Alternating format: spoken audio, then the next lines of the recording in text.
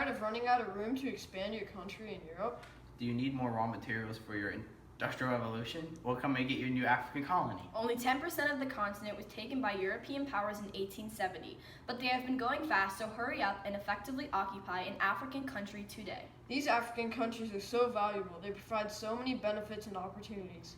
African colonies provide a strategic position from where you can launch military attacks or expand your trading routes. Your country will have increased international standing on the world stage thanks to its presence in Africa. You will be able to further explore the African interior and make amazing discoveries that will alert the rest of the world how powerful your country is. You can also make medical advances. Considering Africa is a dark continent, they need new treatments for malaria and other diseases.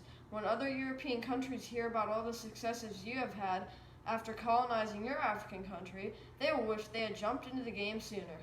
You know Germany wished they had, but in addition to all these benefits for your country, we also have a duty to help turn these African natives into civilized people by bringing them our culture and our religion. Let's hear from some of our past participants and how they have joined their African territories. Creating a stake for my country, Britain, in East Africa by colonizing territory was one of the best things that has ever happened to us.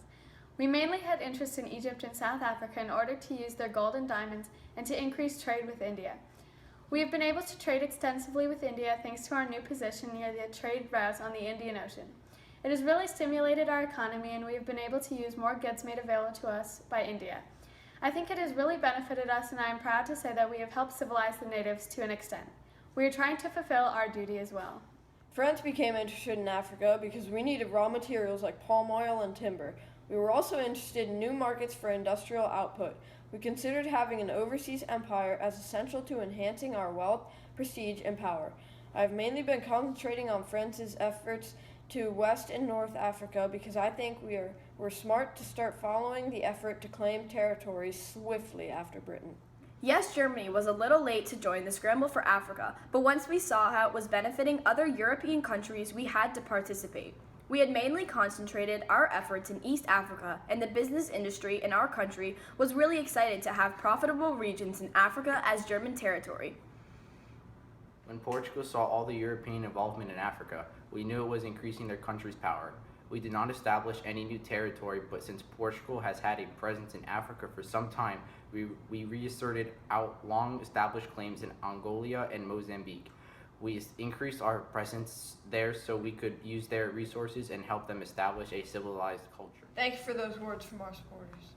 As you can see, establishing your country's presence in Africa has many positive effects on your country and the natives. So far, our participants have been able to bring the natives an efficient system of administration and government, education, transportation, communication systems, roadways and railways, water and sanitation systems, medical and hospital care, efficient methods of farming, and more productive crops. But when thinking about colonizing an African country, make sure you follow the rules outlined by the Treaty of Berlin. To claim land by the following outline of the Treaty of Berlin, you must notify other European countries immediately and demonstrate the territory is effectively occupied. Being a mother country to an African territory will have many positive effects on your country, so hurry up and colonize today. Get them before they're gone.